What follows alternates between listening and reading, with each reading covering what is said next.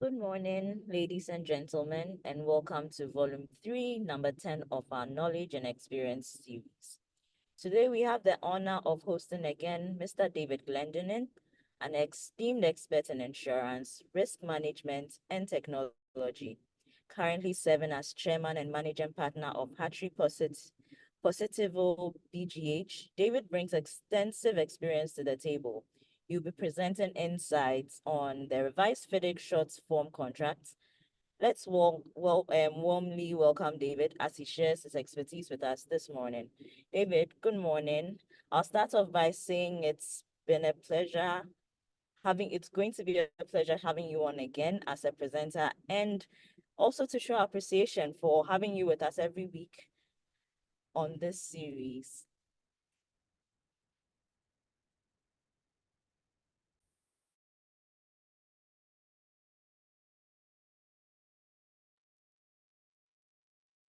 Hello. Good morning. Right, good morning. How's the weather in Accra? It's fair. It's fine. We're doing all right here. And at your end. In Southern Africa, we are going through a massive drought. Oh, that's unfortunate. Okay. Do you have a presentation to share? If you do, you can go ahead and put that up. No, I didn't put it up. I sent a draft to you. I would prefer to talk through it, All right, that's fine. particularly because everybody has, as I understand it, we're all fairly limited in our knowledge of this document. And I think it's, as an introduction, it's to perhaps whet people's appetite to look further.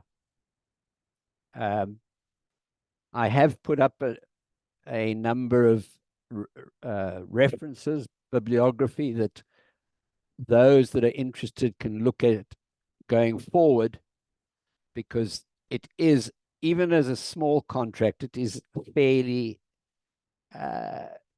not complex, but there is a lot to learn. And I must quite frankly admit to you that I'm just learning. So this is going to be certainly of benefit to me, that we go down this journey today, albeit just scratching the surface.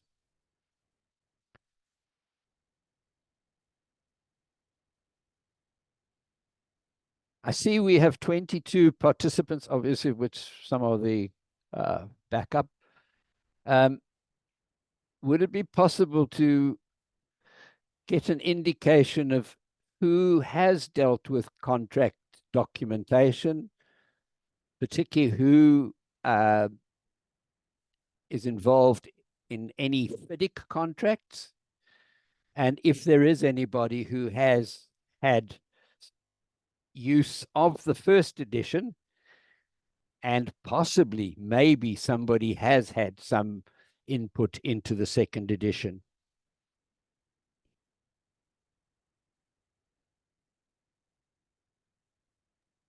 Okay, so I would say participants today are fairly new. We haven't had much experience with any of the two, so we were hoping to hear more from you, from what you've learned from both documents, if possible. Right. Well, let's begin. I'd like to thank Constromart for inviting me. Your series is certainly enlightening. I've learned a lot from my attendance of your various broad spectrum of subjects, and I think it's going to be a great benefit in the long term for Constromart to keep doing these seminars, because the long-term learning is of much of benefit. Last week's presentation by Kwame cultivating of growth and mindset was to me very enlightening. It's a subject that I'm very interested in, and I'm pleased to be able to admit that the two books he mentioned I have read and probably need to read again. Right. Getting into contracts. The question is, why are they needed in construction? Firstly, we all enter into contracts, probably even every day, and many times we do not even think about it. Going onto an internet, clicking yes to conditions of a organization is in fact setting you up for a contract. We are primarily involved in FIDIC contracts. And so a little bit that for those who may not know, FIDIC started in 1913, and its aim was to bring together like-minded engineering consultants. It now has member associations in over 60 countries, with member firms employing over 1 million people. In Botswana, it's registered at having 683 personnel. Ghana has 660. So Botswana and Ghana appear to be on a level in terms of FIDIC participation. FIDIC developed its first conditions of contract in 1957. I've been exposed to this from the third edition onwards in 1979, and essentially have only worked with FIDIC contracts since then. Construction contracts in Botswana have until now been almost exclusively FIDIC in the construction and in the civil engineering industry. Building contracts are often the JBCC form of contract from South Africa. The first major revision to FIDIC contracts was the Rainbow Suite, which came out in 1999 with the red, the yellow, and the silver books. The red is the general contract book, and also the short form green book. In 2017, the second edition of the Rainbow Suite, excluding the green books, were published and have since been updated in 2022. FIDIC itself does not retire contracts documents. FIDIC 4th edition is still widely used, particularly in the Middle East, albeit with various adulterated forms. Currently, there are approximately 16 various modern documents on sale from FIDIC. If you visit the website, you can go and see in the bookstore what is all available. But over and above the 16 documents, there are other documents of reasonable interest. Right. Now getting on to the FIDIC 2021 Green Book, second edition. I am, for the purposes of this webinar, going to assume, as Mami said, that we all have fairly limited, if at all, any exposure to the second edition, and only a few possibly have some exposure to the first edition.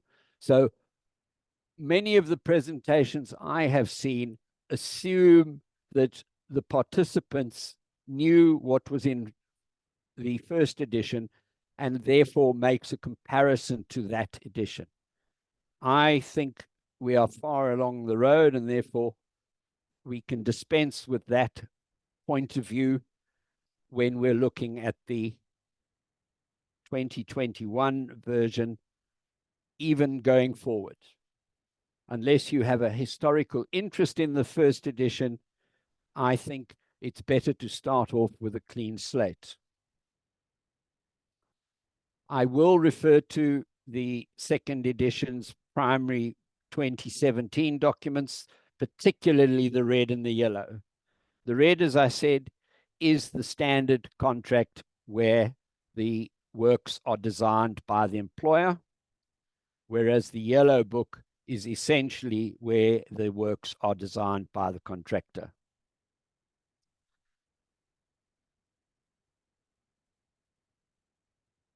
Bibliography, I've had a look at certain documents that I could find on the internet and which are easily available. The Green Book itself is on sale from FIDIC at €40, a hard copy, 89 for the electronic read only, and €195 for the electronic editable version. I sent an email to your association. In Botswana, ACB, the Association of Consulting Engineers, keeps stock and charges a fee to cover overheads. Then there were a couple of small ones, Somewhere Over the Rainbow by Richard Streeter at Eversheds, Sutherland. An Alert from White and Case, short form revamp 2021 by Ellis Baker and Rebecca Major. Then highly recommended is FIDIC published a video, which is accessible to all. All you need to know about the new updated FIDIC Green Book published in 2022. It is a panel discussion hosted by Duduna, who is the General Counsel for Legal Contracts. This is an excellent introduction, which charts the changes from first edition. For those interested, it is an excellent next step.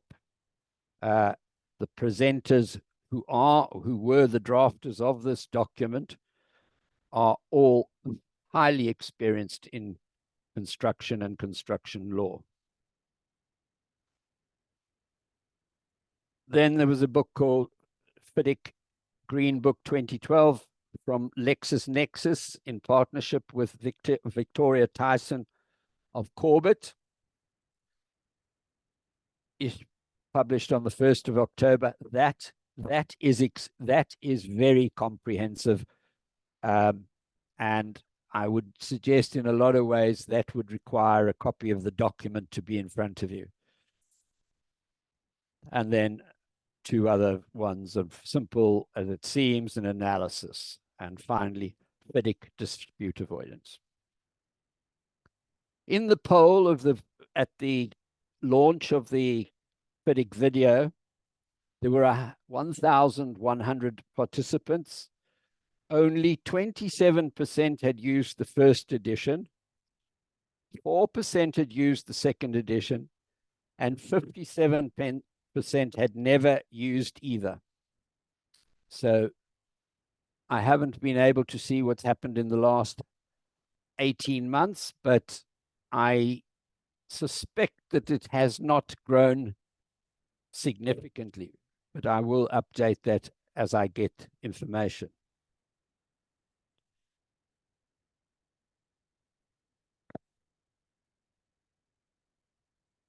My aim is to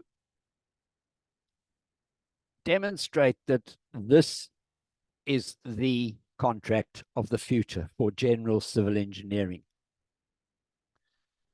I believe it has all the hallmarks of a reasonably simple contract, which lends itself to a wide variety of contracting situations.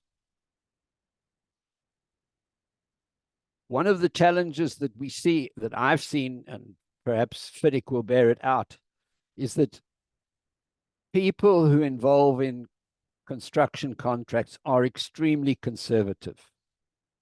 It takes many years for newer editions to gain wide popularity. The 2017 suite is now 7 years old, and yet is only now gaining a foothold. Since the first edition of the Green Book has not been widely used, particularly above the intended limit of $500,000, we in Africa can leapfrog the process by becoming innovators, leading the world in the use of the second edition, particularly because we are very much across the board FIDIC users.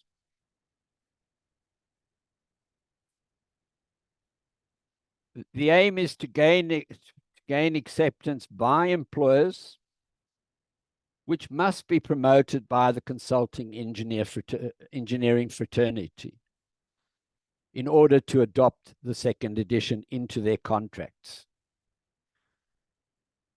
We need the innovators, the first users, people who will say, I haven't used it, but it looks a good option for a particular contract I'm drafting the conditions for, and go from there. Because essentially, in general, everybody hangs back waiting for somebody to be the guinea pig. And perhaps, hopefully, from this presentation, somebody decides they are willing to be the guinea pig.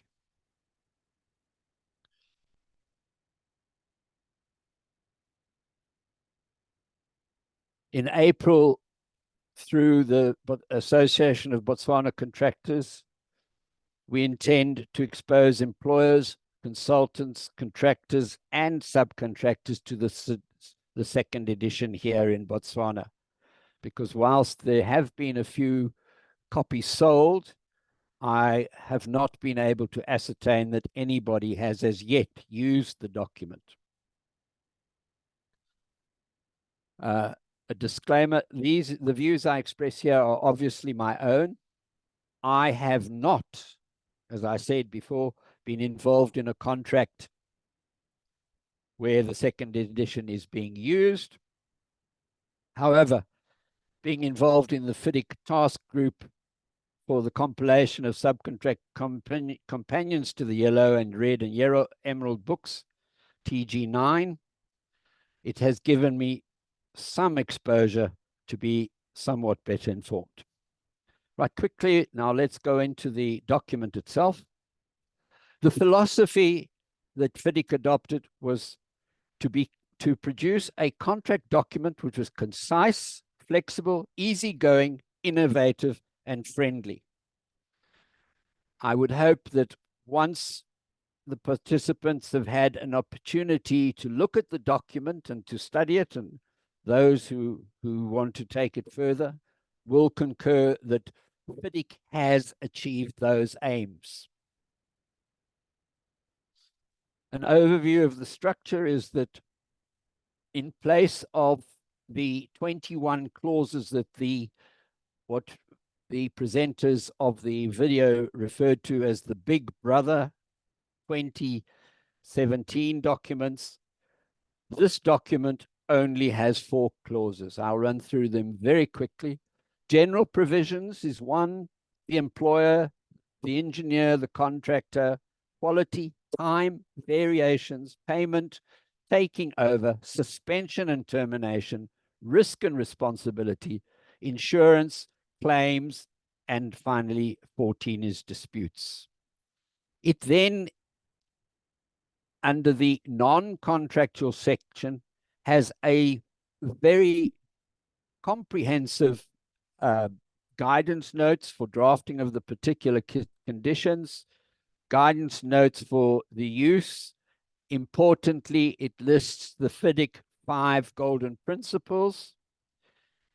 And then the real innovative addition, if you like, are the 40 forms of communication. So as and particularly as an engineer, as a contractor, and to a lesser extent as an employer, if there is a notice to be given, a payment certificate, a notice of dispute, etc., that there is a standard form available, which makes contract administration all that much that simpler. The primary scope, as I said, is for a contract designed by the engineer, or administered by the engineer and designed by the employer.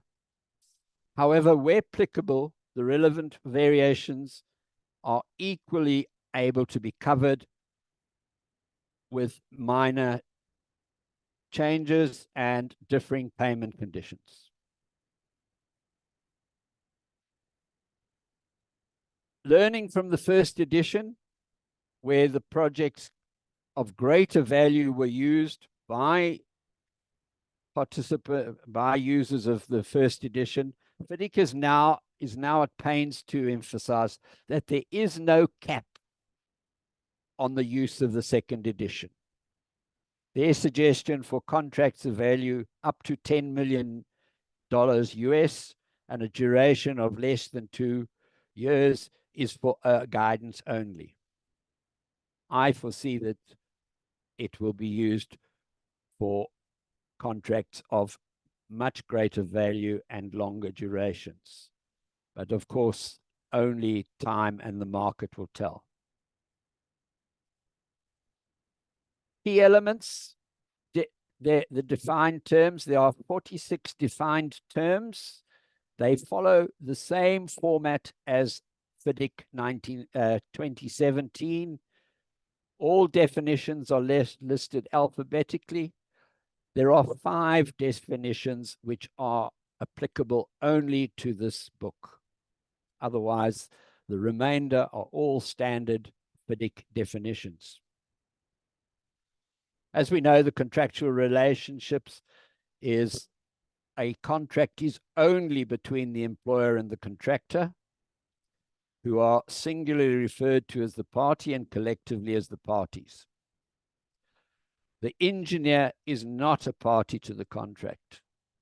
The engineer, in this case, acts for the employer except when handing down what is called the subclause 3.5 determination, which is the same numbering as it was in the Red Book 1999. The Red Book 2017 is clause 3.7. And he or she will act neutrally when certifying payment to the contractor, and where shall state the amount the engineer fairly considers is due to the contractor. In addition, the parties enter into a joint agreement with the adjudicator, who is appointed at the start of the contract, not only when a dispute arises. And there are provisions for the adjudicator to act as a DAAB, a dispute avoidance and adjudication practitioner.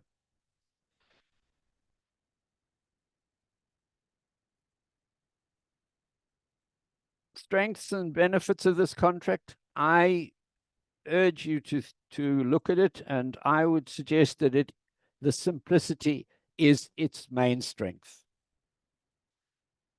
Included in the document to make it easy for the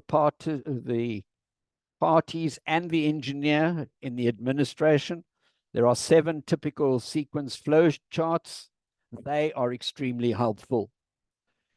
The tabled employer's risk with explanation of the contractor's entitlement for each listed scenario takes a significant amount of guesswork and potential dispute out of what is an employer's risk and what is the contractor's entitlement if that risk occurs. The very detailed particular conditions contract data sheet with its options again makes drafting of the particular conditions a lot more straightforward. There's a detailed tabulated subclause 12.1 for insurance coverage categories, which is extremely helpful because I'm sure most of those who draft contracts are like me. We do not put in enough effort into understanding the insurance on contracts. And then, of course, as I said, there are the 40 user-friendly, ready-to-use FIDIC forms of contract. Again, flexibility, as I said, it is flexible. It can be used in many different scenarios. And it is definitely, as its predecessor, is suitable for small and medium-sized contracts. I think with the increased backup, this is a far bigger improvement for small contracts than the first edition was.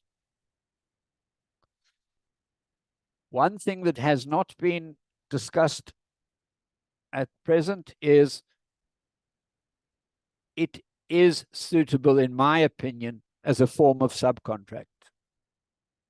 At present, until the subcontracts for the 2017 edition are published, contractors are having to resort to using the Red Book subcontract of 2011 and the Yellow Book subcontract of 2019, which are applicable to the 1999 version. I would advocate that this document is probably a better substitute than those for the 2017 document.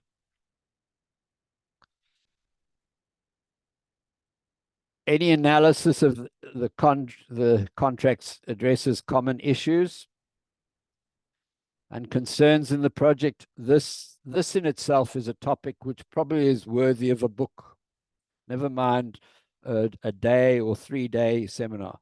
But I will touch on two that I think are probably the most important. That is the inclusion of the 40 innovative forms of communication with templates, which greatly assist, particularly the engineer and the contractor, as I said, with issuing the correct notices, requests, and/or instructions. And secondly, for many of us, the big bugbear is the time barring that exists in both the 1999 versions of FIDIC and the 2017. The drafters took a conscious decision not to include time barring. I think it is one of the biggest causes of disputes between employers and contractors. But we'll leave that for another day. Weaknesses, perhaps being very simple in the wrong hands. This could be used for the wrong aims, but that's a risk with every contract document. As I said, some would argue that leaving out the time barring principle is a disadvantage. On the internet, I was only able to find one direct criticism from James Reeder of Howard Kennedy, which deals with prolongation, which is not something for this seminar.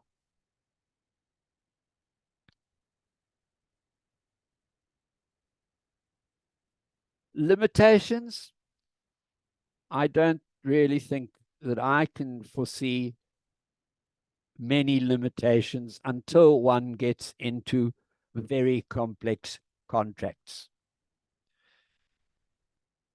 Contracts such as roads, railways, linear projects, I think this document can be used for much bigger contracts than it is slated to be used for.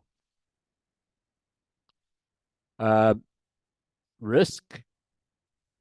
Clause 11 deals with risk and responsibility. And in a mere 2 pages, including a detailed table of the employer's risks, in my opinion, the second edition deals elegantly with the issue of the division of risks between the parties. It, however, makes no attempt to deal with the vexing issue of identification and mitigation of the risks peculiar to any particular project under consideration. I note that on-site risk control has a long way to go to be considered even satisfactory in our part of the world. I'm not sure what you would say about it in your West African scenario. Practical highlights, again, that is an issue that could take up a significant amount of time. But let me say that the first thing is we as engineers and quantity surveyors and contract administrators, except we latch on to the technicalities. However, if we took a leaf from last week's presentation, we do not involve ourselves anywhere enough in the soft skills arena of what constitutes interaction and problems that are derived, because contracts are run by people.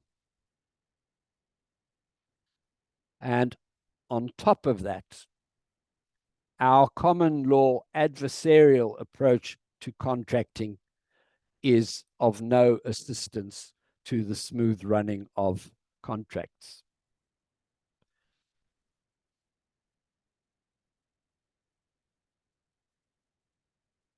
I would recommend that if the parties and the engineer were collectively exposed by an individual such as last week's presenter, before entering into a contract, I have no doubt that this would contribute significantly to greater returns than any tip I can give you about the actual second edition.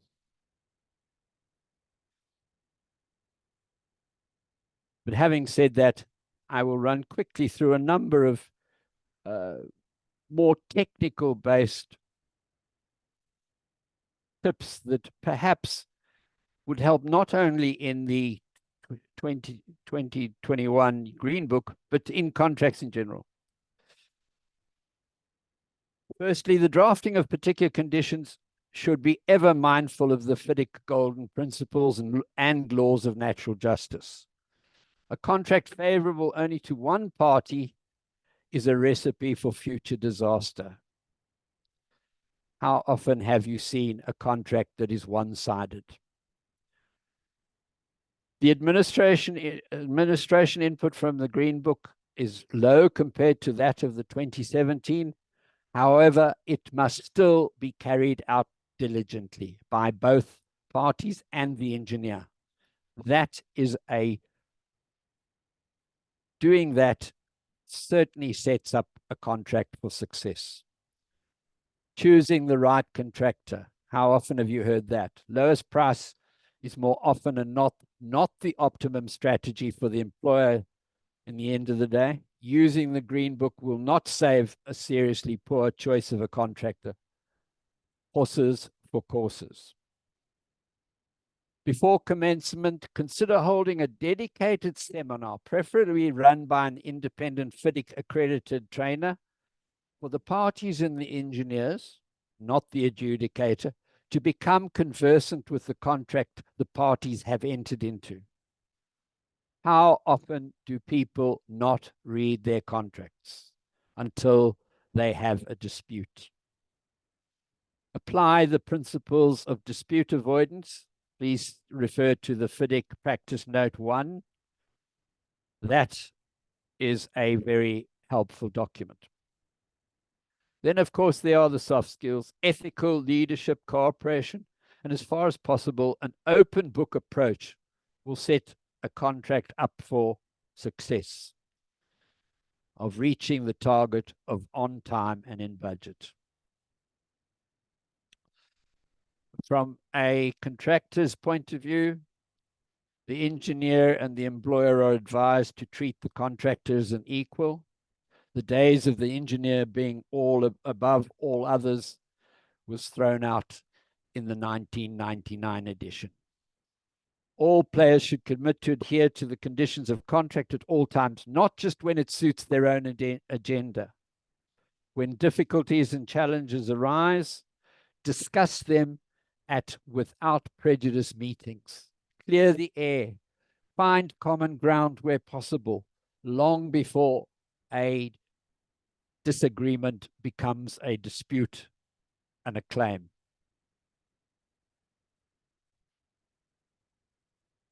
Where flaws are found in the contract, table a proposal to the parties for the parties to agree on an amendment. This should be used very judiciously and very infrequently. And the reason to alter the contract should be of a significant nature. For the contractors and subcontractors who may be listening, the most cost-effective method of construction, in my opinion, is to do quality work and do it once. Be your own most critical judge. After all, in this green book, subclause 3.2.3, engineers' duties and authorities, and subclause 3.4, effect of the engineer's acts, do not relieve the contractor of any of his obligations under the contract. Construction is challenging even when trying to do good work.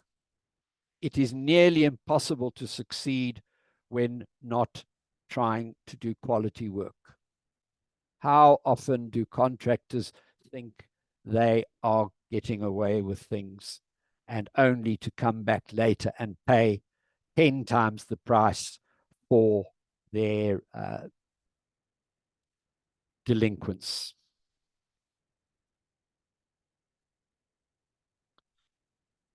Now turning to case studies and examples of legal concept. Disputes are in the first instance generally settled between parties themselves. That is the best option by far. At subclause 13.3, the contract highlights that both parties have a duty to contractual duty to minimize the effect of all claims, events, or circumstances. That is the first time I've seen it put into a document, but it is a common principle of our common law.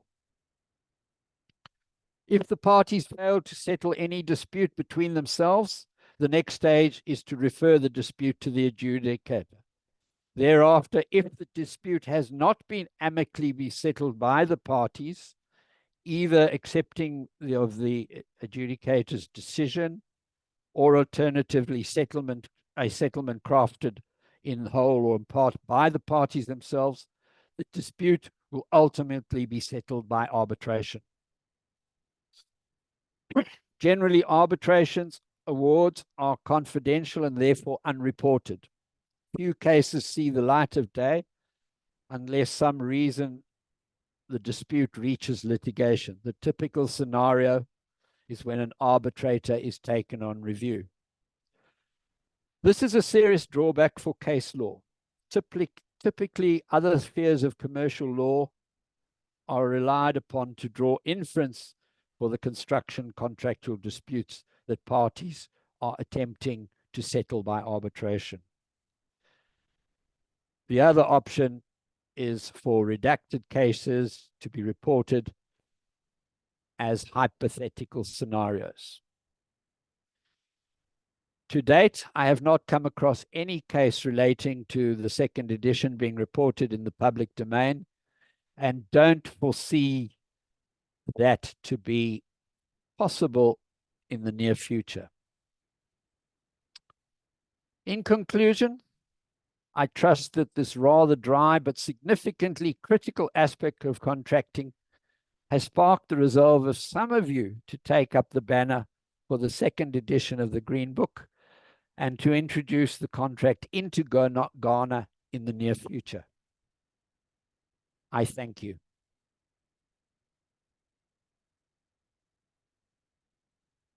Okay. Okay, thank you, Mr. Glendinning, once again for joining us this morning and sharing this insightful presentation on the FIDIC short form contracts.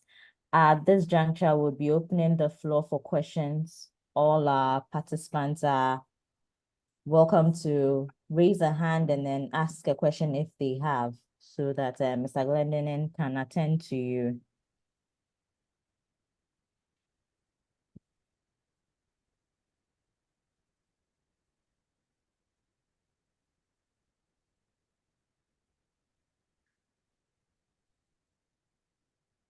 Okay, so It was obviously a fire hose that needs time to think about it. yeah, Um, okay. We do have a question though. Mr. Gosav Adam Duncan has his hand up. Gosav, you can go ahead with your question.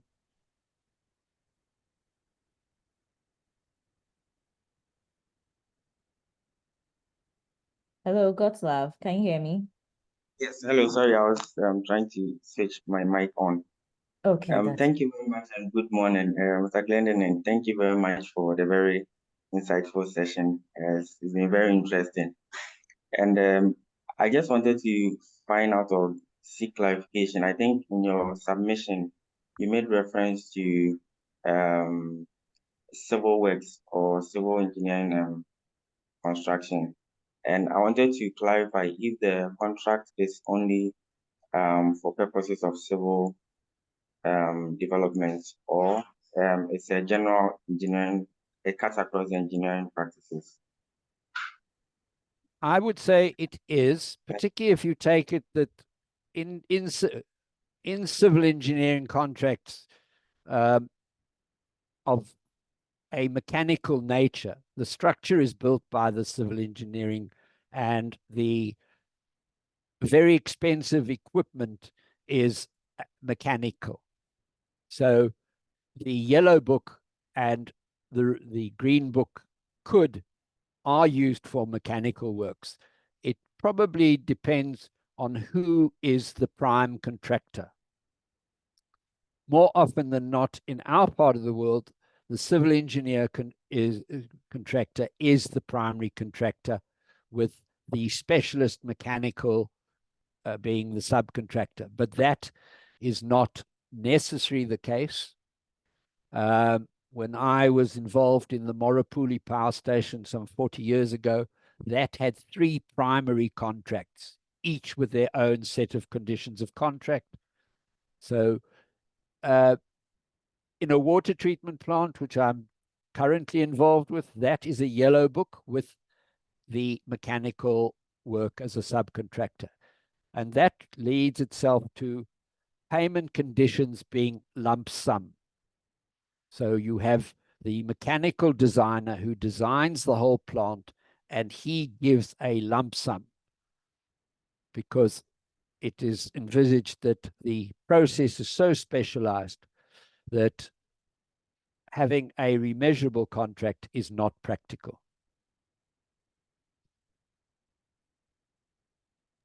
Does that answer your Thank question? you. So yes, so you mentioned that the green book also addresses the mechanical aspect of the It, engineering.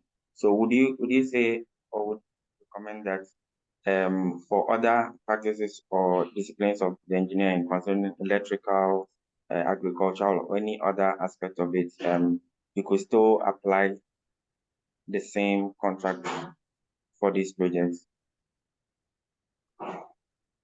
yes, absolutely. There in the payment options, there are 6 choices in the document.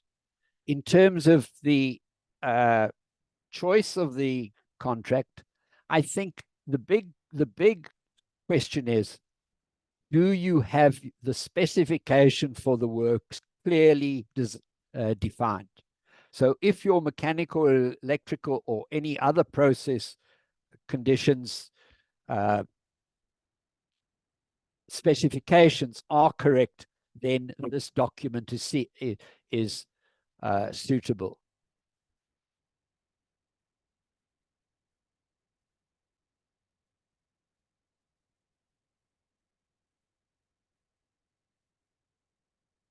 Anything else?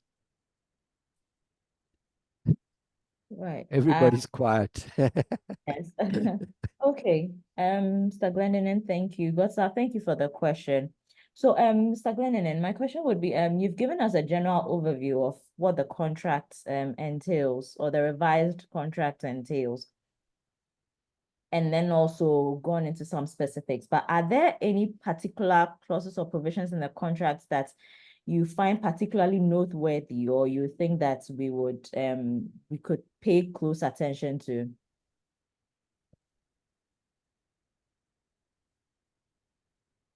I would say to you that,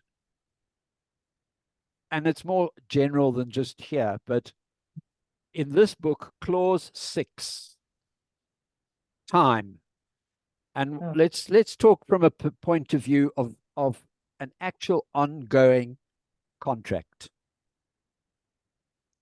I would say clause 6, if the parties and the engineer together worked, particularly taking into account clause 6, time 6.2, the program, 6.3, advance warning, 6.4, extension of time for completion.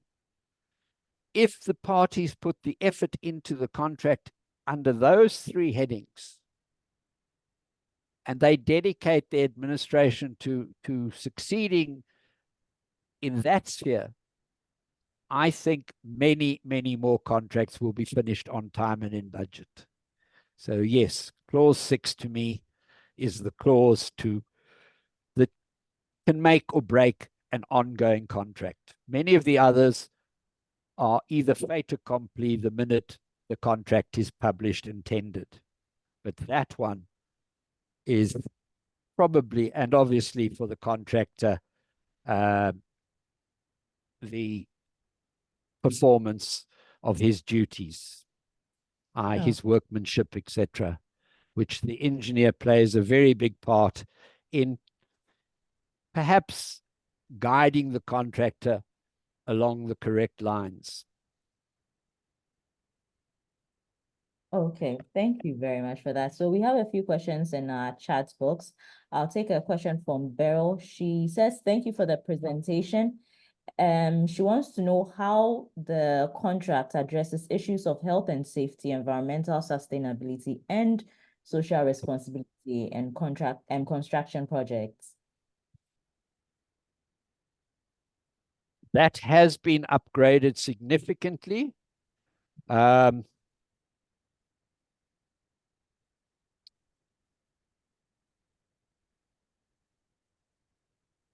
believe that comes under the quality, that is quality clause 5.2, health, safety, and environment. I'm just opening that.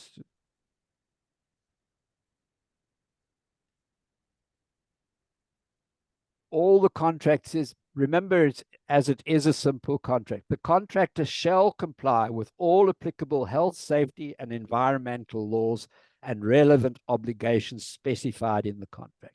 So what it's saying is that there must be a comprehensive document which the contractor has to adhere to.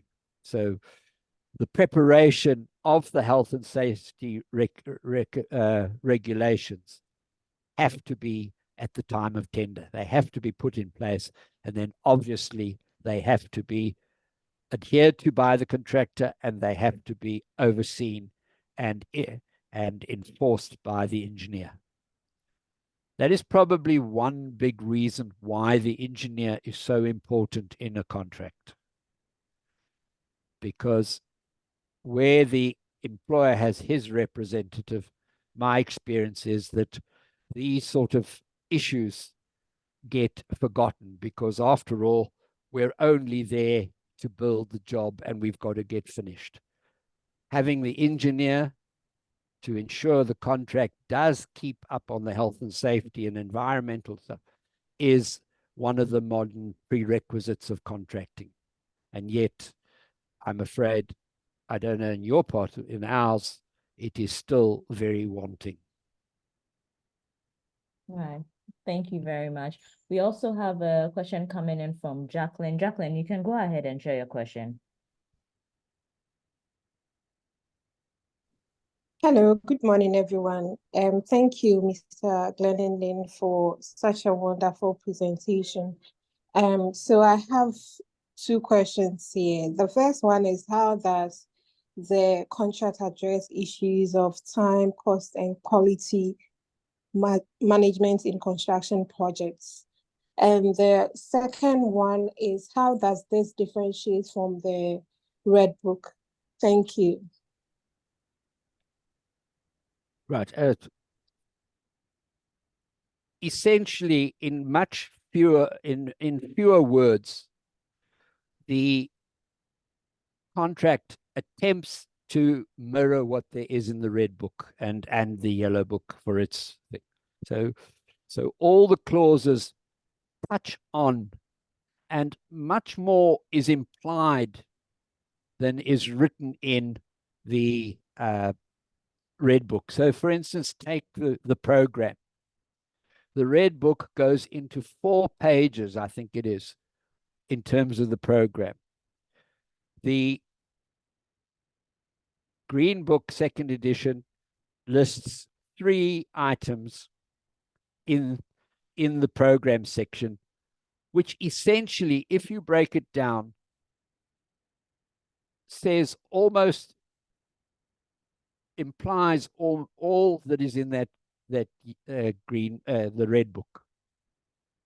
Payment clauses, they are fairly straightforward. But again, the contractor and the engineer carry out the payments process in exactly the same way as you do in the Red Book. Valuation of the works, advance payment generally. The contractor produces at 8.3, produces the statements. At 8.4, interim payments are made, and 8.6 is final payment. 8.7 is delayed payment. So all the elements of the Red Book are in fact covered, but they do not go into the detail that is in the Red Book.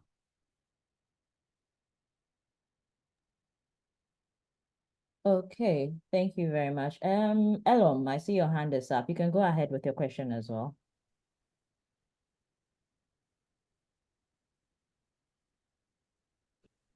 Okay, good morning, and thank you, David, for the insightful presentation. My question is, how does the Green Book addresses termination and suspension of the contracts? Again, hello, very much in line with the Red and the Yellow Book. Clause 10 deals with suspension and termination. There is a provision for suspension. The engineer may at any time instruct the contractor to suspend the works. Termination at 10.2 by the employer.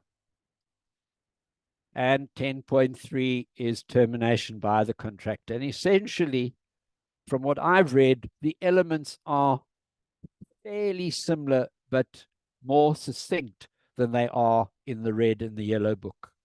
But essentially, they are there, and the same overall process is to be followed.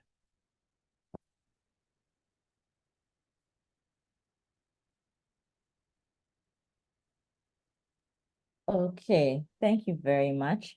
I think this will be a good place to wrap up today's session. So to conclude, I'll say to Mr. Glendinning that I want to extend a heartfelt thank you for this very informative presentation on the FIDIC short form contracts, the 2nd edition. Your knowledge and expertise has provided invaluable insights, and I'm sure it's going to to allow our participants today to research a little more about the contract and what it can do for the projects that we are all working on or are being implemented. I also want to express my gratitude to all our attendees for the active participation and engagement throughout this series. This marks the conclusion of volume 3, but fear not, we'll be back soon with volume 4, featuring more insightful sessions and expert speakers. Stay tuned for updates on our upcoming events. And once again, thank you all for your contributions to today's session and for previous sessions in this volume. Thank you very much, everyone. Thank you very much indeed. Can I just say that if anybody has any questions, you've got my email address.